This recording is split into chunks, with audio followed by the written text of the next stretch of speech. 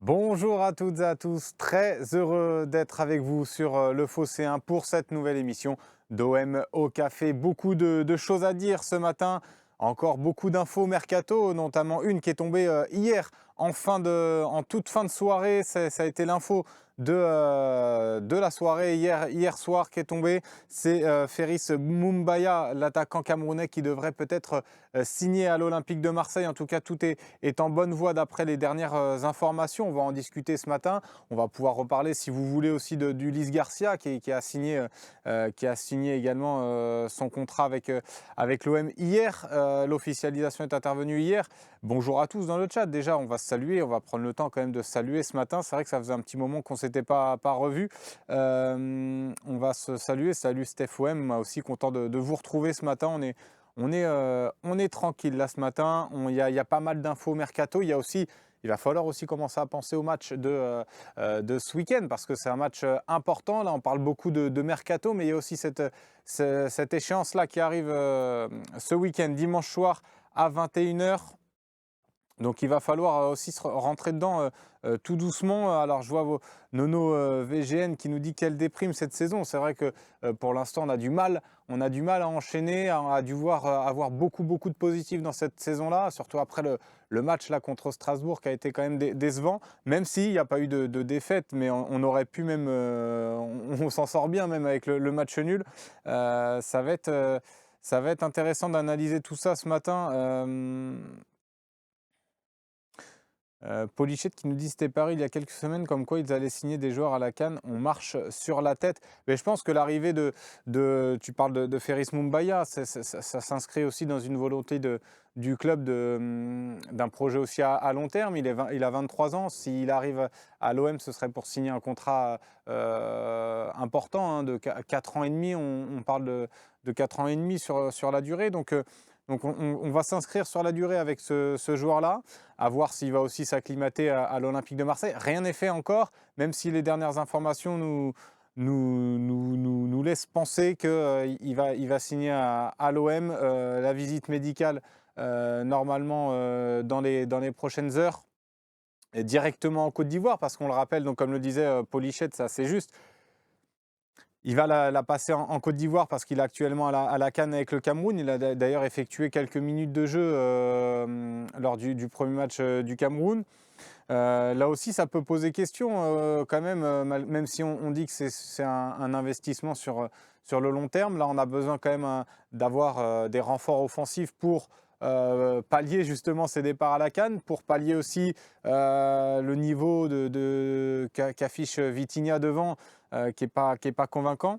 Donc là, c'est vrai que ça peut poser question, mais à voir. Alors, je vais prendre un peu la température, un petit peu le pouls de votre avis sur son arrivée à Mumbaya. Après, on va en parler un peu plus longuement parce que, bon, comme vous, moi, je ne connaissais pas forcément très bien ce joueur-là. Il joue à Bodo Glimt, ce n'est pas un championnat qu'on suit habituellement. Donc, je me suis basé aussi sur les vidéos qu'on a pu tous voir sur les réseaux sociaux de lui. Et je me suis fait un avis. Il me rappelle un joueur notamment que j'ai bien connu. Donc, on va en discuter. Mais d'abord, je vais prendre votre avis. Salut, quel incroyable mercato. C'est une blague du long terme. Ça me rappelle un certain Vitinha, nous dit Stiouf. C'est vrai que ce recrutement de Vitinha semblait un petit peu précipité à l'époque. Un petit peu d'urgence, on avait besoin d'un neuf. Tudor voulait un neuf, donc on avait l'impression que c'était un peu un recrutement d'urgence, mais c'est pas non plus pour les mêmes montants. Là, on parle de 8 millions d'euros pour Mumbaya. Après, moi, vous savez, le montant du transfert, bon, ça m'importe peu, même si dans l'environnement actuel de l'OM, on sait qu'il est suivi aussi par la DNCG, c'est important de ne pas mettre non plus des sommes astronomiques. Mais bon, si on fait venir un joueur pour 8 millions d'euros, on va dire, bon, ça va, il vient que pour 8 millions d'euros, mais qu'il n'apporte rien sportivement, je ne vois pas l'intérêt non plus. Je suis un petit peu comme vous. Mais moi, je ne dis pas que Mumbaya va rien apporter à l'OM. Loin de là, mais je vais prendre quand même vos avis. D'écouter par le recrutement Garcia, Onana et Faris Pemi Mumbaya. Ouais, vous êtes plutôt déçus de ce début de mercato. Vaut mieux le signer avant la CAN qu'après, sauf s'il se blesse. C'est vrai que ça aussi, c'est pas bête ce que dit Nordeville. cette volonté aussi de faire et d'enregistrer ce recrutement plus tôt que prévu pour éviter qu'ils prennent aussi en argent sur sa canne si jamais il fait une bonne canne aussi. Donc il y a aussi tout ça qui rentre en ligne de compte. Le championnat, il me semble, qui est arrêté aussi. Ça aussi, ça a pu rentrer en ligne de compte. Donc je vois Don Pablo qui nous parle par contre Lyon qui fait Gift Orban pour 13 millions. Lui, c'est un coup hyper sûr. Alors hyper sûr, c'est pareil, on ne connaît pas forcément, on connaît le nom un petit peu plus précisément parce qu'on a entendu ce nom circuler dans beaucoup d'équipes, notamment à Lille, hein, Lille qui était annoncé. Il a été un temps aussi, son nom a circulé du côté de l'OM. Là, pour le coup, lui, c'est plus de garantie en tout cas que Mumbaya, mais ça ne veut pas dire que Mumbaya sera un flop à l'Olympique de Marseille. Je pense qu'il faut aussi laisser la chance au produit et nous verrons. Alors, Dragan Pixie qui nous dit salut, j'étais content et puis tous les avis à gauche à droite m'interrogent. Visiblement, c'est pas de la trempe de Boniface. Alors voilà, forcément, on va comparer Boniface qui est passé aussi par ce club-là de Bodo Glimt avant d'aller, je ne sais plus où il est allé après, il est parti, il me semble, en Belgique, mais j'ai peur de dire une bêtise, avant d'aller au Bayer Leverkusen et d'exploser cette saison-là. Ils ont à peu près le même âge. Alors, il faut pas forcément comparer les joueurs, mais moi, de ce que j'ai vu dans les vidéos, il me rappelle vraiment un joueur que j'ai vu évoluer, parce que, voilà, pour certains le savent, mais j'ai travaillé au FC Lorient à l'année où Terem Moffi arrive au FC Lorient, et il me rappelle vraiment ce profil-là, un joueur qui est capable de prendre la profondeur, un joueur qui est quand même assez efficace devant les buts, qui est gaucher également, donc rapide, qui est puissant également au contact, qui est capable de résister au duel, qui offre toujours un beau duel à ses défenseurs.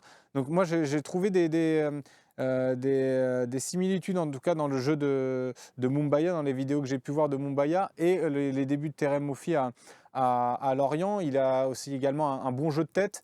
Et vraiment, ce qui est noté par les suiveurs et ceux qui suivent vraiment ce championnat-là, je me suis renseigné un petit peu, et ceux qui le suivent vraiment nous disent que c'est quand même un joueur qui est très clinique devant le but, qui a un pourcentage de réussite devant les cages l'un des plus élevés du championnat. Donc c'est pas non plus anodin, c'est pas non plus rien. Voilà, Union Saint-Gilloise. Merci Nicolas Casse pour Boniface qui est allé à l'Union Saint-Gilloise avant de rejoindre Leverkusen. Donc voilà, c'est pareil. Après, moi, quand j'entends ouais, on recrute des joueurs dans des championnats norvégiens, quand on va recruter, je sais pas moi, Aubameyang qui est un petit peu en fin, on critique. Quand on va recruter Sanchez à l'Inter, on n'est pas forcément content. Quand on va recruter des joueurs de second couteau, on n'est pas content. Là, je pense que c'est un coup. Moi, j'ai envie de dire, on va faire confiance aussi à la direction de l'OM. Je pense qu'il connaît, même s'il y a eu des erreurs, notamment, bon, je pense que Vitinha, s'est trompé un petit peu sur le profil. Il y a toujours des erreurs dans un mercato, mais je pense qu'il faut laisser aussi la chance au produit. Et je pense que dans ce que j'ai vu, il pourrait apporter, en tout cas dans cette équipe, dans l'équipe de l'OM, à voir, parce qu'encore une fois, il faut modérer, il faut tempérer un petit peu les propos. Mais de ce que j'ai vu, parce que évidemment les vidéos, on va voir que le meilleur du joueur, mais je me suis basé aussi sur ce que j'ai pu entendre de personnes qui suivent réellement ce championnat-là. Donc ça reste un bon attaquant de ce championnat, après à voir comment il va s'acclimater à l'OM, un club d'envergure de l'envergure de l'OM, et un championnat comme la Ligue 1 qui est pas évident non plus pour les attaquants. Mais en tout cas, c'est un profil d'attaquant qu'on n'avait pas forcément, puissant comme ça, rapide, qui est capable de prendre la profondeur, donc qui est assez intelligent aussi, qui a une intelligence de jeu assez remarquable. Une intelligence de déplacement également. Dans la surface, de ce qu'on dit, c'est un attaquant, c'est un renard des surfaces, il est assez efficace dans cette zone-là. Après, il a quand même des défauts. Après, il a encore des défauts. Je vais quand même prendre un petit peu, parce que là, je parle beaucoup, mais je vais prendre quand même vos messages. Non, mais Paris-Chien sur Aubameyang, je suis d'accord, hein, son rendement est pas forcément bon à l'OM, même s'il marque un peu plus de buts. Je trouve que dans le jeu, c'est pas toujours ça. Ou même quand on a vraiment besoin de lui, on a vu contre Strasbourg, même contre Thionville, j'avais pas trop aimé son match. Dans les gros matchs, il répond présent parce qu'il a envie. Il a du mal à se motiver dans les matchs, dans les plus petits matchs entre guillemets. Mais ce que je veux dire, c'est on est toujours, si on veut trouver du négatif, on trouvera toujours du négatif dans une recrue.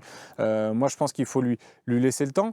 Mais il nous manquait un profil comme ça, athlétique, devant, qui est capable aussi de prendre la profondeur. Aubameyang sait le faire, mais a un peu plus d'âge désormais. Et je pense qu'il n'est pas capable de répéter les courses à haute intensité. Donc c'est là où il pêche un petit peu parfois. Vitinha, on voit bien que sa qualité première n'est pas la vitesse. Alors, il y a beaucoup de combativité. Mais à part ça, il n'y a pas grand-chose. Techniquement, c'est quand même très léger. Mais voilà, comme dit GG, Calmos, on n'a pas pris Erling Haaland non plus. Non, mais c'est sûr qu'on n'a pas pris Erling Haaland. De toute façon, j'avais compris ton message, GG, mais on a loin de là, moi, quand je vous explique là, un petit peu le profil, c'est de ce que j'ai vu et de ce que j'ai entendu de ceux qui suivent vraiment le championnat. Parce que quand je vois Riolo qui critique cette venue-là, moi, je n'accorde pas trop d'importance à ce type de propos-là parce que c'est une personne qui ne l'a pas vu jouer, donc voilà, et puis il est beaucoup dans la critique, donc c'est pas forcément des avis qui vont m'intéresser. Luciano, qu'est-ce qu'il nous dit? Ça me fait bien rire les avis et suppositions sur Mumbagna. Personne ne le connaît, personne ne l'a vu jouer, personne n'a eu d'informations de joueurs ou suiveurs arrêtez de faire les connaisseurs. Exactement, non mais moi après je t'explique un petit peu par rapport à ce que j'ai vu de lui sur les vidéos et comme je le dis et je le répète, on ne peut pas se baser sur les vidéos YouTube parce qu'on va voir que les points positifs. Mais dans ce qu'on a vu sur ces vidéos-là, il a quand même des qualités, donc à voir ce que ça va donner. Mais voilà, Slim, l'arrivée de ce joueur est très bien si c'est pour apporter de la concurrence. Par contre, si Vitinha devait partir, il faudra rencontrer un joueur en plus pour être titulaire, nous dit Nicolas, 17. Oui, bah après, Vitinha n'est pas parti, hein, loin de là. Évidemment, l'arrivée de Mumbagna interroge à ce sujet-là, parce qu'on se dit ça va dire qu'il y aura Aubameyang devant, à condition qu'on continue dans ce 5-3-2 là, mais ça ferait Aubameyang, Vitinha, Ndiaye et Mumbagna. Donc ça ferait 4 joueurs pour 2 postes. C'est pas non plus fou, surtout si on envisage et on ambitionne d'aller loin dans toutes les compétitions. Donc c'est pas forcément fou d'en avoir 2. Mais je pense que s'il y a une grosse offre, l'OM ne retiendra pas Vitinha. Parce qu'on ne peut pas déjà se passer d'argent et si jamais il y a vraiment une belle offre pour l'attaquant portugais, pourquoi pas le vendre, mais ils vont pas le brader non plus, donc on ne le vendra pas à n'importe quel prix. Mais en tout cas, ils vont être à l'écoute de ce qui va se passer pour Vitinha. Paris-Chien, la vérité, Slim, c'est que Pablo joue à Football Manager et il espère qu'il brille pour pouvoir le vendre dans 6 mois. Non, mais je pense que c'est un peu réducteur aussi de dire ça, honnêtement, Paris-Chien, parce que je pense quand même que Longoria a quand même une vision du foot. Alors on peut lui reprocher certaines choses, mais je pense qu'il a quand même une connaissance du football. Je pense que même c'est pas forcément son choix à lui, hein. Il y a aussi Benatia qui est arrivé, il y a beaucoup de suiveurs, donc moi j'ose espérer qu'ils ont bien suivi ce joueur-là, ils l'ont bien supervisé.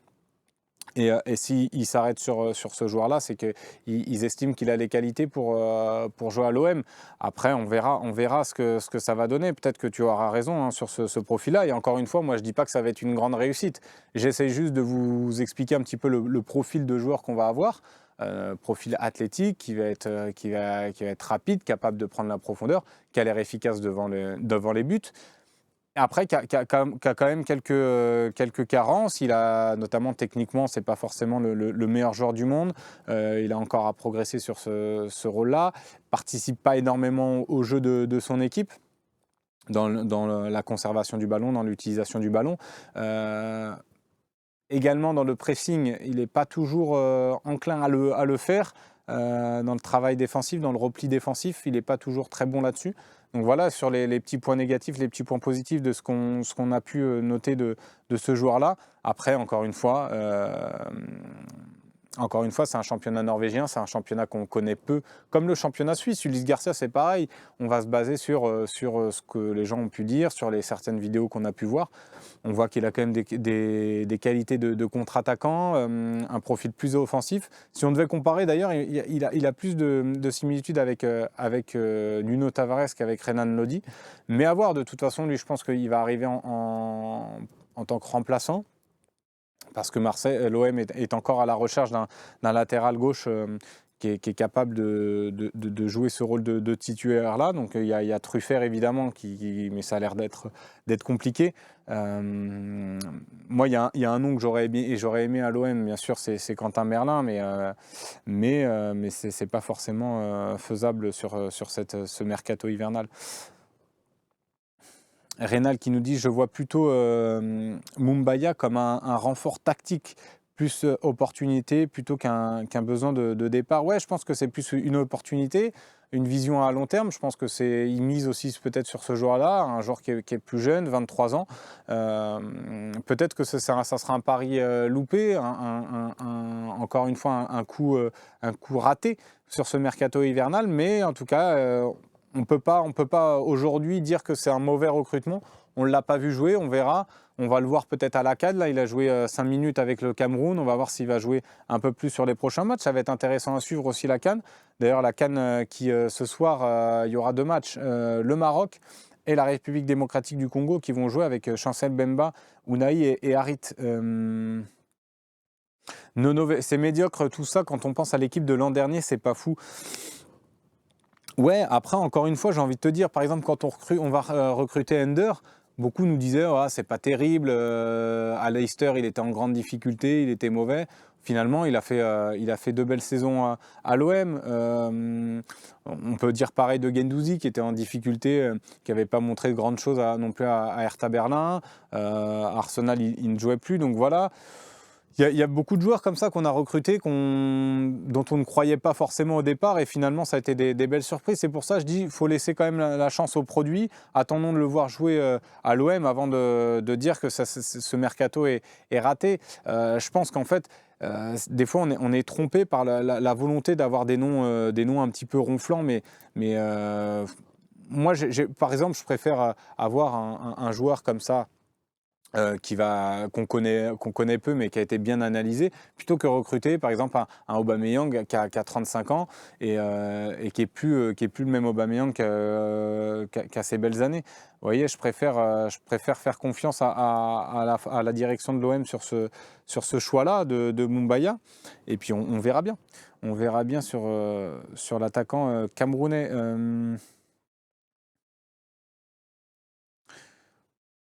On ne s'est pas franchement renforcé, beaucoup de déceptions tout de même, Alpha Blue Light. Alors c'est pas forcément fini, hein. Mano Olive qui dit d'ailleurs j'ai peur qu'à gauche on prenne la 3e ou 4e choix. On a vu ce que cela donnait avec Vitinha, qu'en penses-tu? Ça peut être aussi ouais, la question. Après je pense que sur ce mercato-là, l'OM bosse quand même très bien. Donc je pense que, à part, hormis Truffert, je pense qu'il travaille sur d'autres pistes, des pistes sérieuses. Donc je pense qu'il y aura un vrai apport sur le côté gauche, c'est la volonté. Je pense pas, c'est sûr que si demain on me dit que c'est Ulysse Garcia qui est titulaire à l'OM et qu'il n'y a pas de remplaçant, ou c'est Murillo qui va faire, qui fera le remplacement de ce joueur-là, de Ulysse Garcia, là je vous dirais que c'est raté comme mercato. Là pour l'instant, moi j'avais envie d'avoir un renfort offensif. On l'a avec Ferris Mumbaya. J'espère que ce sera un renfort, vraiment un renfort, et que ça va être un joueur qui va pouvoir nous apporter quelque chose. Donc je pense qu'on l'a. Je voulais également deux profils à gauche. On en a recruté un, pour l'instant c'est en discussion pour Truffert, À voir si on arrive à le faire, mais si on arrive à le faire, Truffert, ça peut être très intéressant à gauche. Et puis ensuite, je pense qu'ils sont quand même toujours à la recherche d'un milieu offensif à la place d'Harit. Moi, j'avais réclamé aussi ce poste-là, qu'on le renforce, un milieu offensif. Je sais que Romain voudrait un milieu offensif qui est capable aussi d'avoir cette polyvalence-là, qui pourrait jouer aussi bien à gauche en ailier. Donc là, il y a encore des recherches à ce poste-là. Donc ça peut être intéressant si on arrive à faire encore un milieu offensif le deuxième latéral gauche. Là, ça pourrait être un recrutement intéressant. Donc c'est pour ça, là, tout n'est pas encore, quand vous dites c'est le mercato pour moi est raté. Le mercato n'est pas encore terminé, on pourra le juger à la fin. Et encore même, parce que certains joueurs comme Ulysse Garcia, qu'on connaît peu, ou Ferris Moumbagna, qu'on connaît peu, il va falloir attendre de les voir jouer pour pouvoir les juger. Et je pense que sur les premiers ballons, on va voir aussi si Ferris Moumbagna a quelque chose. On s'en rappelle, Vitinha, même s'il faut laisser le temps d'acclimatation, je suis d'accord avec tout ça, mais Vitinha sur ses premiers ballons, même si c'était un match un peu casse-gueule pour Vitinha, il avait été lancé contre Nice là, au Vélodrome, on avait vu que c'était pas non plus, il avait pas fait un bon match, et on n'a jamais vu des grosses qualités chez ce joueur-là. Ouais, Martou, je suis d'accord avec toi, beaucoup de critiques, mais l'OM travaille bien car ils prennent des profils de puissance. Surtout, oui, comme je te dis, Moumbagna, c'est un profil athlétique, puissant, qui est rapide. Donc ça, c'est vraiment des profils qu'on n'avait pas offensivement. Quand je vois qu'on a Vitinha, par exemple, offensivement, je trouve que c'est trop léger. Quand il a trop peu de qualité pour pouvoir s'imposer dans l'attaque de l'OM. Il n'est pas rapide, il n'est pas technique. Enfin, technique en tout cas, je m'entends pour le haut niveau. Bien sûr, si on le met en district, il est technique, évidemment. Non, mais il n'est pas technique pour le haut niveau. En tout cas, pas assez technique. Il n'arrive pas non plus à résister au duel. Il se fait souvent manger. Il s'est fait manger par un défenseur de Thionville au duel. Donc voilà, on avait besoin de profils un peu plus athlétiques devant, est capable de prendre cette profondeur-là. Donc je pense qu'on l'a avec Ferris Moumbagna, mais encore une fois, il va falloir le voir pour pouvoir le juger. Ça se trouve, ce sera un flop aussi, mais pour l'instant, moi, je laisse ma chance au produit. De ce que j'ai vu en vidéo, il a des qualités qui m'intéressent, en tout cas, qui peuvent être intéressantes pour notre effectif. Après, comme je redis et je le répète, il faudra voir sur le terrain. De toute façon, ça sera ça qui nous permettra de le juger.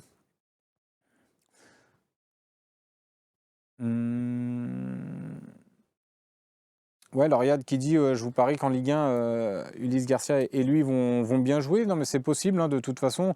Je pense que voilà, comme Amir Murillo, franchement, on était hyper déçus de son recrutement. On entendait ici et là, à droite à gauche, que c'était pas un bon joueur, et de journalistes qui étaient censés bien connaître le championnat en plus, belge, qui nous disaient que c'était pas un bon joueur. Alors c'est pas exceptionnel non plus, mais c'est un joueur fiable qui nous a permis aussi de faire des bons matchs, d'engranger certains points. Il a été décisif, il a marqué des buts. Contre Lyon, il fait un bon match. Je ne sais plus c'était quand le dernier match où il marque, mais voilà, il a quand même apporté quelque chose, alors qu'on nous annonçait que ça allait être un flop total. Donc c'est pour ça, moi je dis attendons de voir ces joueurs-là à l'œuvre avant de critiquer le mercato hivernal.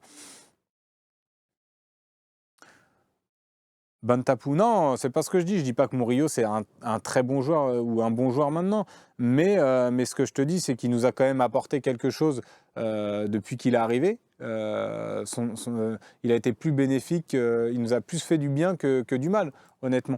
Donc je trouve que ça, c'est un joueur fiable et honnête par rapport à ce qu'en tout cas on pouvait entendre, que ça allait être horrible, un joueur horrible.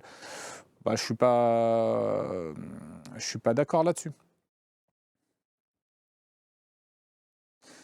Ouais, c'est assez mitigé, hein, dans le chat ce matin entre ces recrues. Ricardinho, avec la recrue de cet attaquant, dit-on officiellement adieu au 4-3-3. Peut-être, peut-être parce c'est vrai que c'est un attaquant qui est capable de jouer, à 2 devant, il pourrait pourquoi pas jouer, sur un côté aussi, hein, Mumbagna. C'est plus un attaquant de surface et évidemment, mais avec les qualités, de vitesse et athlétique qu'il a, il pourrait peut-être dépanner, dans un 4-3-3, mais c'est pas son poste là, donc moi je nous vois rester sur ce 5-3-2 là, c'est capitaliser là-dessus. Pour l'instant, ça marche plutôt bien. Après, à voir aussi la dernière recrue offensive. Euh, En fonction du profil aussi, ça peut être un profil comme le demandait, le réclamait Romain Herring, un profil qui peut jouer en ailier. Et donc là, ça pourrait tout changer. Mais pour l'instant, je pense que le 5-3-2 a encore du temps devant lui. Pour Wishmed, on va passer en 4-3-3. Lopez, Klose, Memba, Balerdi, Truffert. Alors bon, Truffert, c'est pas encore fait. Kondogbia, Rongier, Verretou, Harit, un 9 et Aubameyang. Ouais, Harit sur un côté. Alors ça voudrait dire Harit sur un côté, Aubameyang. J'y crois pas trop à ton 11 là de départ, mais à voir.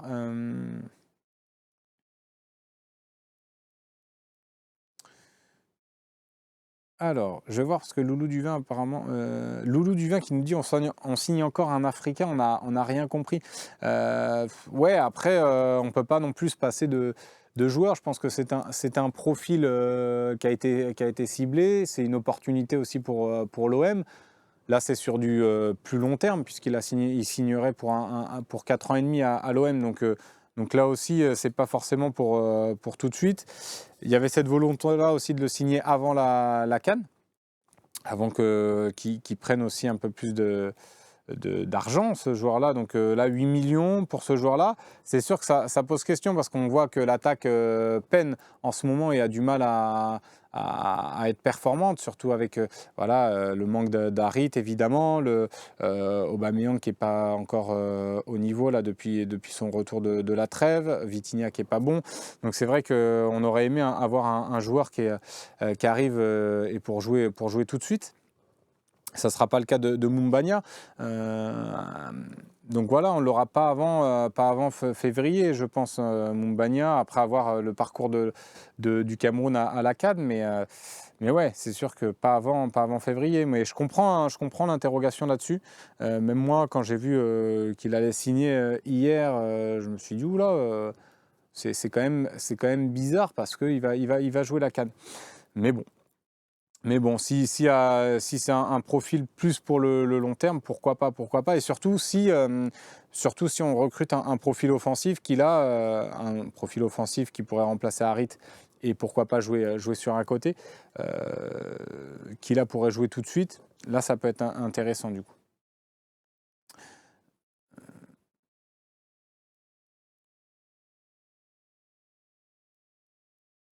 Alors, je vais reprendre un petit peu les messages dans le chat. Cowboy Hub qui nous dit Longoria vous a promis quoi pour le défendre coûte que coûte. Non, non, bah après honnêtement, ah bah, je vois Yasseb qui a répondu on ne peut ne pas être d'accord, mais après ça va quoi. Oui, non, mais en plus on n'est pas tous d'accord au sein de la rédaction. Certains critiquent certaines décisions de Longoria. Moi encore, je suis pas en train de dire que Cowboy, je suis pas en train du tout de dire que le mercato est réussi. J'essaie de comprendre un petit peu le profil de Mumbagna. Pourquoi ce profil-là. Je trouve ça intéressant dans les qualités qu'il a pu montrer d'avoir cet attaquant-là. Après, je ne suis pas en train de défendre ce joueur-là. Mais d'ailleurs, n'hésitez pas, tiens, un petit sondage, pourquoi pas lancer dans le chat, répondre au sondage si vous êtes content quand même de l'arrivée de Mumbagna. Est-ce que vous êtes content de son arrivée à l'OM ou pas ou pas parce que par rapport à tout ce que vous m'avez dit aussi dans le chat. Euh, Als qui nous dit très bien Mumbagna, tac, tac, tac. Mais là, on a besoin de renfort. Maintenant, pendant la CAN, penses-tu pas que Mumbagna soit supérieur à Orban en termes de potentiel et d'efficacité? Honnêtement, je connais plus Orban que Mumbagna. Donc, Orban, en termes de potentiel, c'est plus, je te dirais que c'est plus élevé. Mais comme, je ne peux même pas comparer hein, finalement parce que Mumbagna, je connais trop peu. Mais en tout cas, Orban, c'est un profil que j'aurais bien aimé aussi voir à l'OM, qui est un profil rapide, qui est assez efficace, qui est bon techniquement. Donc c'est un profil que j'aurais bien aimé voir à l'OM. Malheureusement, moi, il va à Lyon. Il va à Lyon. Bah tiens, vous pouvez répondre hein, dans le chat au sondage. Êtes-vous content de l'arrivée de Mumbagna dans l'idée par rapport à ce que je vous ai exposé aussi sur le profil du joueur que c'est. J'espère que ça a pu vous aider aussi un petit peu à connaître un petit peu mieux ce profil-là.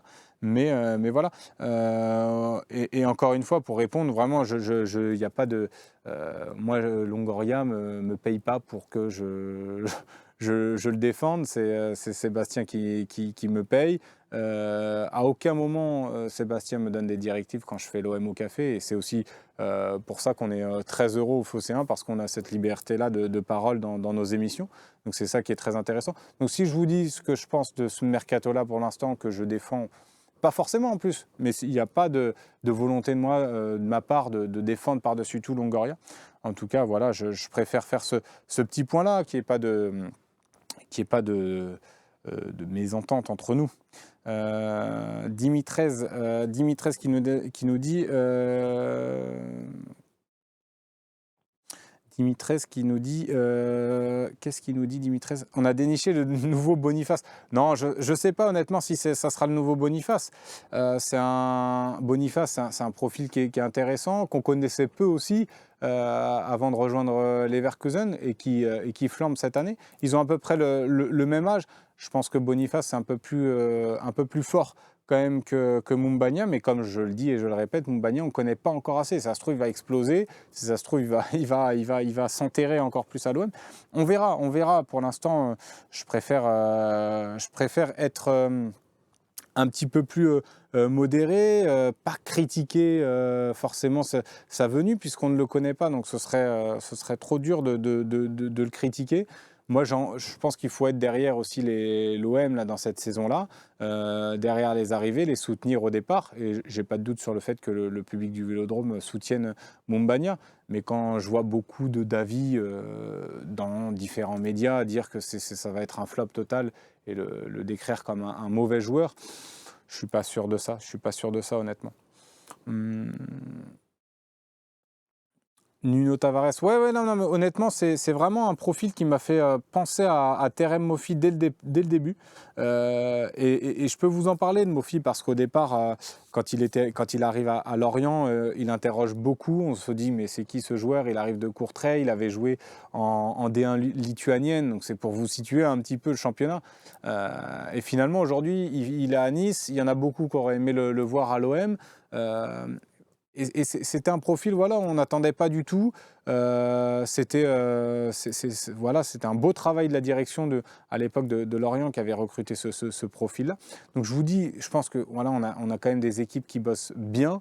Je pense qu'elles l'ont bien étudié ce joueur-là. Si elles le recrutent, c'est que j'imagine qu'il coche quand même certaines cases. Et j'ai pas l'impression que ce soit comme Vitinha, un recrutement un petit peu précipité, puisque là on sait très bien qu'il ne va pas jouer tout de suite. Donc je pense que c'est un choix qui a été réfléchi, et je pense que voilà, c'est pour ça moi j'ai envie de lui laisser sa chance à Mumbagna, et j'ai envie de faire confiance sur ce coup-là à la direction. Et quand je dis direction, c'est pas forcément Longoria, mais ça peut être aussi Benatia qui arrive et qui a aussi mis son réseau en place pour recruter ce type de profil-là.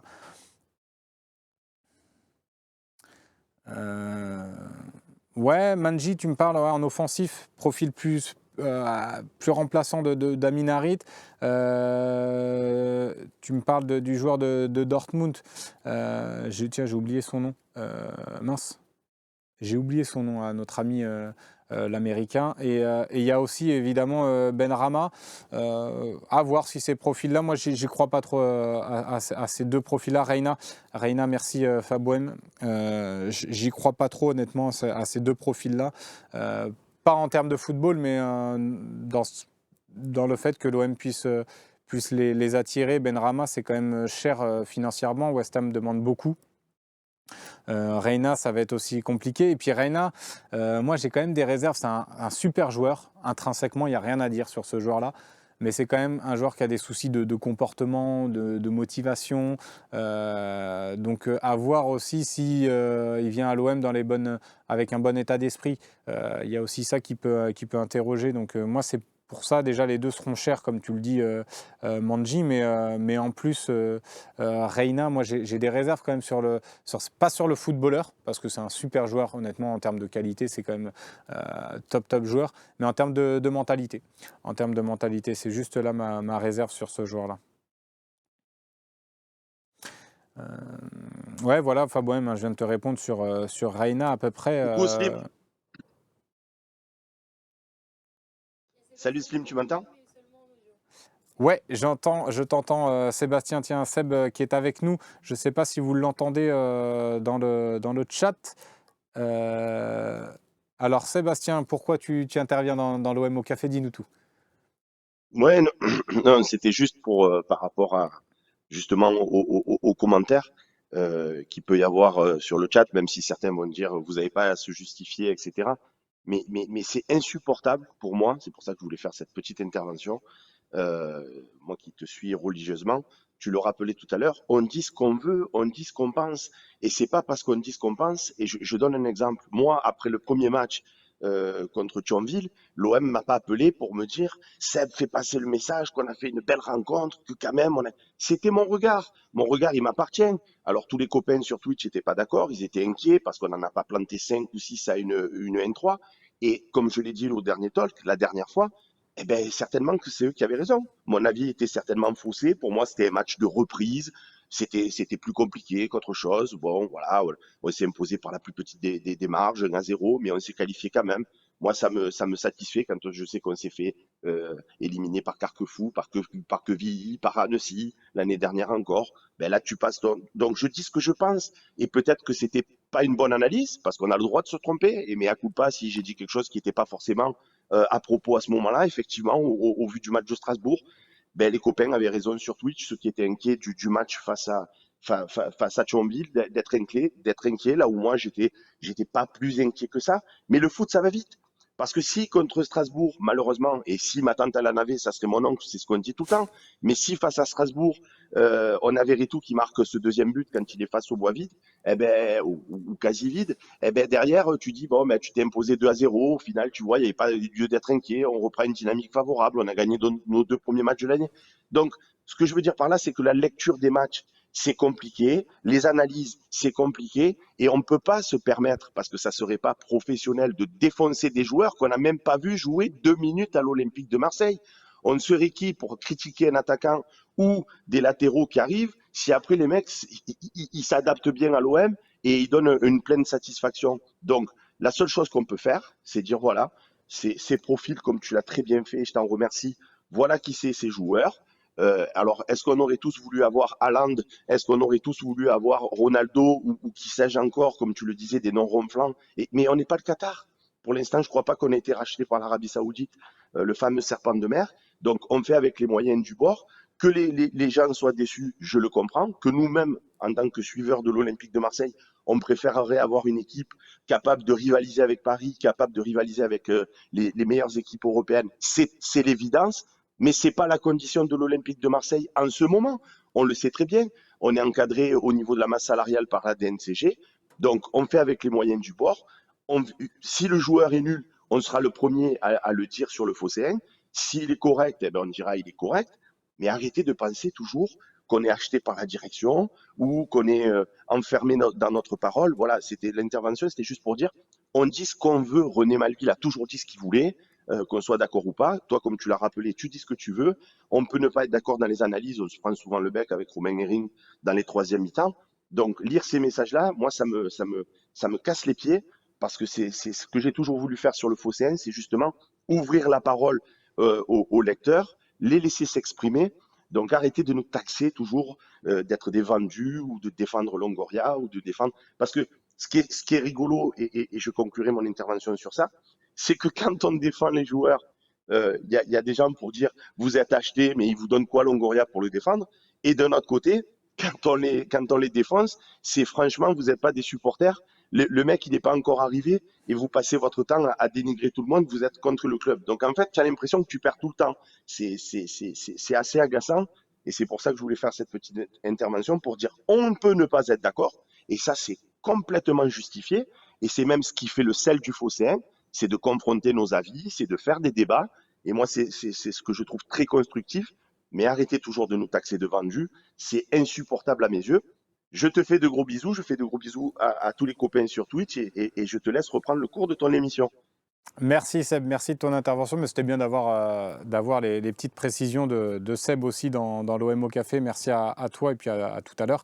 Non, non, pas du tout, j'ai pas l'air à bout. Non, non, mais c'était important de faire cette précision-là parce que voilà, on est libre de dire ce qu'on pense, mais c'était bien qu'il fasse l'intervention là en public, en pleine émission.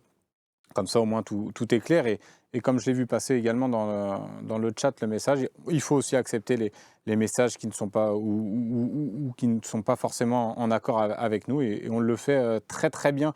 Merci à vous dans le chat. Mais voilà, c'est la petite précision du matin.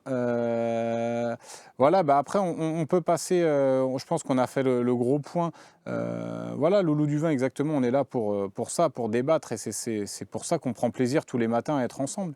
Et moi, je suis très heureux, ça faisait un petit moment, en plus, j'étais plus revenu dans les OM au café, donc ça fait plaisir. On se retrouvera également, en plus, demain, ça sera également moi, on pourra rentrer un peu plus en profondeur dans le match de dimanche. Dites-moi si vous avez un autre sujet dont vous voulez parler là ce matin, qui vous intéresse. Tiens, j'ai vu d'ailleurs l'info, on a une grande nouvelle à annoncer également. Il y a le retour de Joaquin Correa dans l'effectif de l'OM. Il a repris l'entraînement là, hier. Donc déjà, ça, c'est une belle nouvelle offensivement. Donc on va peut-être aussi avoir un apport offensif en plus.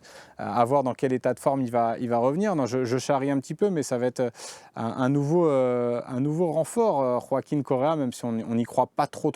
Voilà, c'était juste la petite info ce matin que j'avais à vous donner.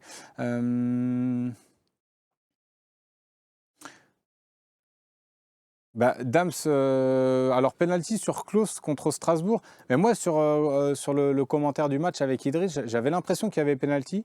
Visiblement, ils ne sont pas du tout revenus dessus. Donc, et j'ai pas revu les images depuis. Donc, mais à vitesse réelle, j'avais l'impression qu'il y avait penalty. Mais en tout cas, bon, ça aurait été miraculeux quand même. Ça aurait été miraculeux. Nicolas, on finit par une bonne nouvelle. Bah ouais, c'est une bonne nouvelle quand même. Retour offensif de Joaquin Correa. Voilà le 9,5 peut-être qu'on attendait en attendant l'arrivée de Mumbagna. Dims Truffert, est-ce qu'il vient ou pas? Eh ben pour l'instant, c'est compliqué. J'ai pas forcément plus d'infos là à vous donner. Ce matin, il y a Romain Herring qui a fait le point sur Mercato très très bien.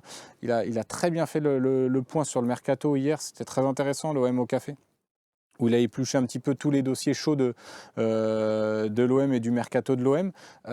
Donc pour l'instant, Truffert, c'est compliqué parce que Rennes ne lâche pas l'affaire.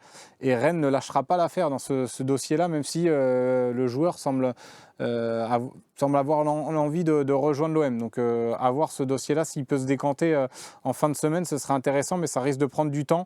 Et l'OM voudra sûrement passer à autre chose, un petit peu comme Doig, ça l'a été fait. Ils sont passés à autre chose, ou comme Agoumé aussi, qui hésitait trop, ils sont passés à autre chose. Donc je pense qu'ils travaillent sur beaucoup d'autres pistes qui ne sont pas encore sorties dans les médias. Mais en tout cas, Truffert, ce serait un beau choix en tout cas. Si on arrive à faire ce coup-là, ce sera un gros coup quand même pour le mercato hivernal.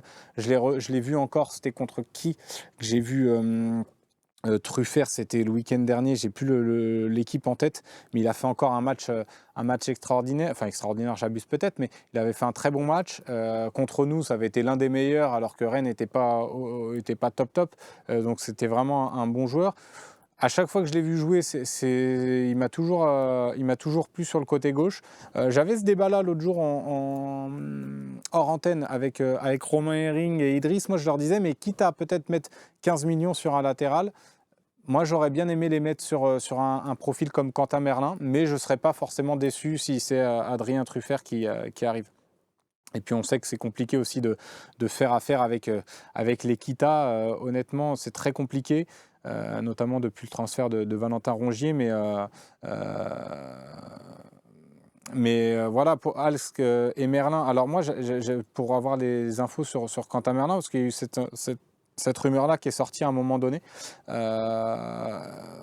c'est ni le joueur est pour l'instant enclin à partir du FC Nantes dès cet hiver-là. Je pense qu'il partira l'été prochain du FC Nantes et le club n'est pas forcément vendeur non plus pour cet hiver. Donc à partir du moment où le club n'est pas vendeur, ça ne sera pas 15 millions, ça sera beaucoup plus qu'ils vont demander. Donc malheureusement sur ce profil-là, c'est pas possible. Mais voilà, à 7, j'ai répondu après égal, tu préfères recruter Truffert ou Quentin Merlin? Honnêtement, ça se joue à peu de choses, mais je préfère Quentin Merlin. Je trouve une meilleure qualité de pied, peut-être de centre, pas de contre-attaquant, parce que Truffert est capable d'apporter également offensivement. Mais je trouve que Quentin Merlin a peut-être plus de finesse technique, plus de bagage également, parce que c'est un joueur qui est un milieu de formation, donc il pourrait également dépanner si jamais des fois ça ne se passe pas bien au milieu de terrain. Donc il a cette palette-là un peu de polyvalence un peu plus large. C'est un joueur qui défend très bien, qui est très bon défensivement, qui est très bon offensivement. Donc j'opterais plus sur un profil de Quentin Merlin si je dois vraiment choisir entre les deux, mais Truffert, je serais très content de sa venue s'il arrive à venir à l'OM. Nuno Tavares, est-ce que tu laisses partir Vitinha pour 12 millions Pour 12 millions, non, honnêtement, plus bonus à la revente, non, honnêtement, Vitinha 12 millions, ce serait une mauvaise affaire selon moi. Au prix où on l'a payé, il faut au moins le vendre plus de 20 millions. Aujourd'hui, il y a des joueurs des fois qui partent pour des sommes astronomiques alors qu'ils ont rien montré dans leur club. Donc, mais ça me semble compliqué aussi de faire partir Vitinha pour plus de 20 millions, donc à voir.